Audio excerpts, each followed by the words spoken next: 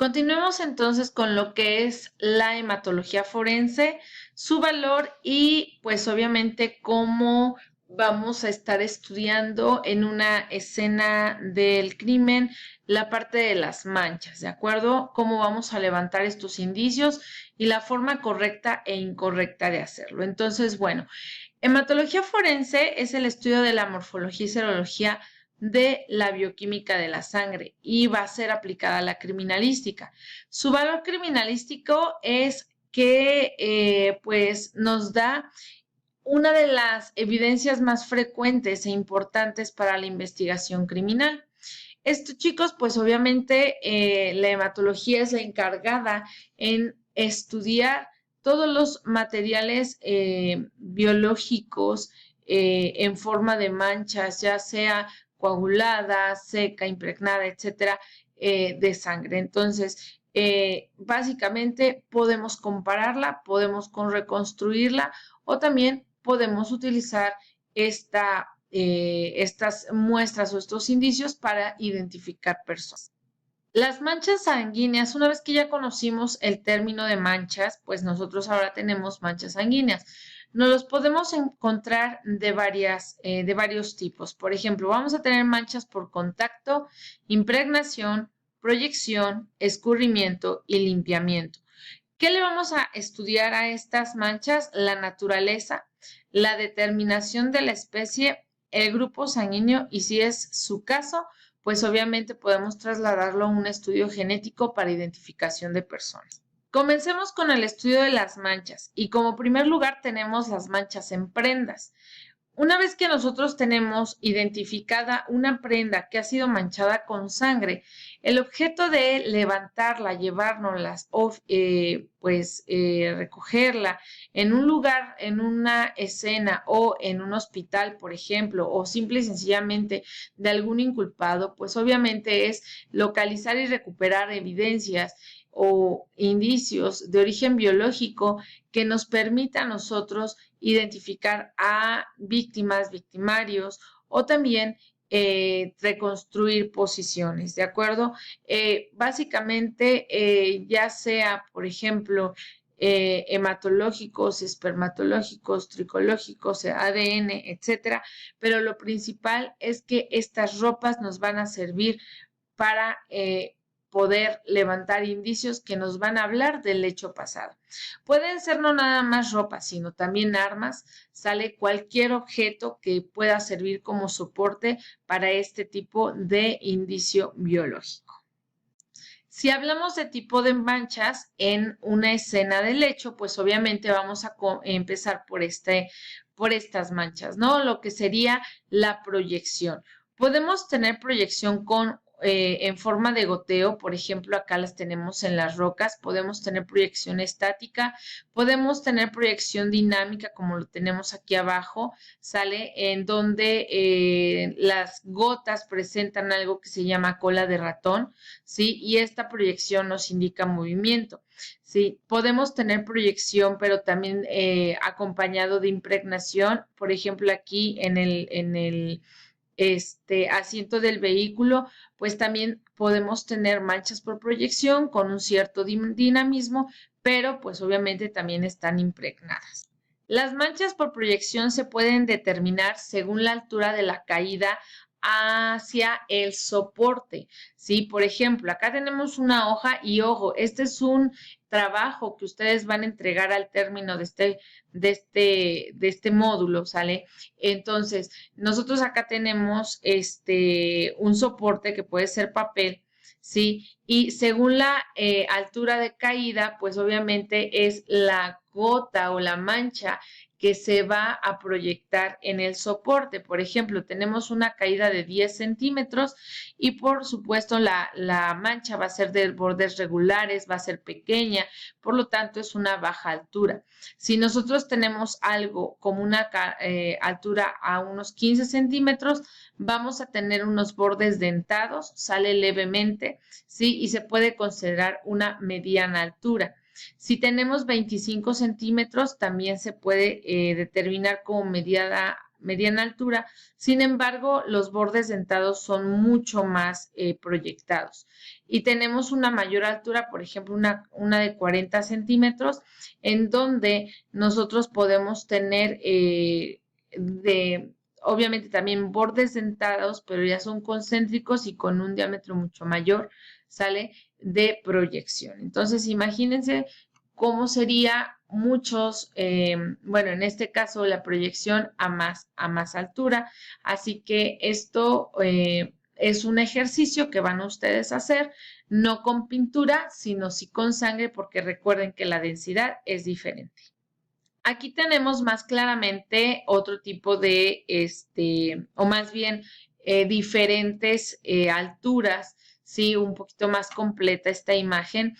Tenemos una de 2 centímetros, tenemos la de 5 centímetros, que era la que ya estábamos viendo, la de 10 centímetros cuando los bordes empiezan a deformarse un poco, acá los bordes son lisos, en los 5 centímetros son lisos, en los 10 centímetros ya los bordes empiezan a deformarse un poco, pueden ser bordes dentados ya más o menos unos 15 centímetros, los bordes que de unos 20 centímetros obviamente ya pueden ser más y más dentados. A los 25 centímetros no nada más tenemos bordes dentados, sino también tenemos sangre proyectada en la periferia. A los 30 centímetros tenemos bordes dentados con pequeñas salpicaduras alrededor. A los 40 centímetros las salpicaduras se hacen mucho más evidentes y por supuesto tenemos mucho más alturas en donde pues ya el diámetro de la salpicadura es mucho mayor. Los segundos tipos de mancha es por escurrimiento y bueno, nosotros tenemos, por ejemplo, en esta imagen, sí, tenemos a nuestro cadáver y por supuesto tenemos este escurrimiento que es un poco prolongado y aquí se puede dar orientación, diámetro, ángulo. Si nuestra superficie es angulosa, pues obviamente la dirección va a ser en plano descendente, ¿no? Entonces tenemos un arroyo de escurrimiento. Si nosotros tenemos, por ejemplo, un lago hemático, sí, finalmente también podemos tener escurrimientos, sin embargo, se ve más evidente de este lado. Cuando nosotros tenemos escurrimiento, vamos a trabajar lo que se llama ángulo de caída, ¿sí? Por ejemplo, si nosotros tenemos un ángulo de 90 grados, vamos a tener bordes dentados y vamos a tener muy bien delineada la mancha. Si no, vamos a tener, pues obviamente, grandes, pues escurrimientos alrededor o en alguna de los lados de las periferias de la gota. Sin embargo, mediante va bajando los grados de caída, pues obviamente se va teniendo más escurrimiento. Por ejemplo, en este caso, en unos 60 grados, sí, el ángulo de caída se va detonando para abajo, sí, con los bordes dentados mucho más prolongados en la parte inferior. Si nosotros vamos bajando a 45 grados, la gota se va haciendo un poquito ya no redonda como en este caso, sino se va haciendo un poquito más oval, ¿sí? Y también vamos a tener proyecciones, ¿sí? Y pues periferia de salpicadura, pero hacia un lado. En la parte de 45 grados también se puede empezar a ver lo que se llama la cola de ratón. A los 30 grados sí tenemos una gota mucho más oval, ¿sí? El ángulo de caída de 30 grados nos da escurrimiento lateral y obviamente una cola de ratón mucho más prolongada. A los 15 grados, sí, nos da una gota mucho más alargada, ¿sí? Acá, por ejemplo, ya no hay gran salpicadura, ¿sí? Ya los bordes son totalmente lineales, ya son bordes totalmente con formación, ¿sí? Y obviamente nuestra cola de ratón se ha alargado muchísimo más. También tenemos las manchas por contacto, por ejemplo, es cuando nosotros podemos trabajar impresiones, ¿sí? Sangrantes de pies, por ejemplo, acá tenemos un pie, de manos, ¿sí? O, por ejemplo, recargar el cuerpo en algún caso de que haya sido una escena de hechos violentos, ¿no? Entonces, pues esta parte de superficie de contacto, siempre vamos a estarse buscando bordes, figuras que nos detonen algún movimiento o qué es lo que está pasando en el lugar. También vamos a tener manchas por limpiamiento en donde se presume que en algún agente vulnerante o también en algún lugar se ha tentativamente limpiado algunas manchas hemáticas. Por ejemplo, acá tenemos un agente vulnerante que es un cuchillo y acá tenemos un lugar en donde pues se ha visto que se ha limpiado la mancha hemática. Esas son las manchas por limpiamiento. En las manchas por impregnación, pues obviamente vamos a tener la participación de elementos o soportes que tengan textura, porosidades, etcétera, en donde la sangre o el líquido hemático va a traspasar esta textura. Por ejemplo, acá tenemos ropas, acá tenemos una funda de almohada, una cobija, en donde pues está impregnada totalmente de sangre.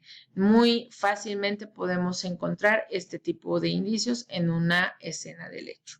Ahora bien, una vez que ya conocimos los tipos de mancha, pues vamos a platicar acerca de la inspección biológico-criminalística, en donde pues vamos a tener que es un conjunto de diligencias en donde el técnico científico, en este caso el perito recolector, va a tener acceso a, pues obviamente todos los indicios que se encuentran en la escena del hecho, recogerlos y obviamente trasladarlos a lo que sería el laboratorio para su análisis. ¿Cuál sería el procedimiento correcto para realizar la inspección y fijación de los indicios? Bueno, llegada al lugar, sale a la escena del hecho, hacer un examen panorámico, ya lo saben, hacer un planteamiento. Antes de que se ingrese al lugar, se tiene que planear la inspección. Entonces, ustedes tienen que platicar acerca de esto. Ingresar a la escena un menor número de personas, métodos, seguir la metodología criminalística apropiada, sale para que sí se pueda hacer de forma efectiva, pues obviamente toda la inspección de indicios. 4, pues se necesita hacer la perenización de la escena, la fijación de la escena por descripción, croquis, fotografía, filmación, etcétera, y la búsqueda de indicios en diferentes lugares y soportes. ¿De acuerdo? Vamos a trabajar en este momento cómo se podría o cuál es la manera correcta de levantar los indicios biológicos. Vamos a trabajar el levantamiento o recojo de indicios y en este caso, pues vamos a enfocarnos solamente a los indicios hemáticos. Vamos a checar el embalaje correcto y el embalaje incorrecto de estos indicios. Hablar de los indicios orgánicos, por ejemplo, el líquido hemático, la forma incorrecta en una muestra de sangre fresca, pues obviamente es trabajarla así, donde se chorree la jeringa, donde la sangre se salga, donde pues obviamente nosotros no tengamos la certeza de que esta sangre está totalmente resguardada. El líquido hemático seco, fresco, se puede trabajar tanto en tubos morados como en papel FTA, ¿sale? Para que se conserve la muestra y se pueda estar trasladando a lo que sería genética. Líquido hemático seco de forma incorrecta, pues obviamente es sin guantes, sin bata, ¿sale? Y en este caso, pues sí se está haciendo la recolección a través de un hisopo, sin embargo, se está tallando la muestra. La forma incorrecta, por ejemplo, es dejar esta muestra totalmente ya que levantada, ¿sale? O frotarla, ¿ok? Esta también, por ejemplo, nosotros no podemos estar tallándole la mano a un indiciado, ¿sale? Solamente con un hisopo, se tiene que cambiar de hisopos, ¿de acuerdo? No podemos trabajar los hisopos con bolsas de plástico porque recuerden que como indicios biológicos, sí, pues se echan a perder. Debemos, sí, trabajar bolsas de papel, sin embargo, hay formas de meterla. Por ejemplo, en este caso, el hisopo finalmente está totalmente mal embalado.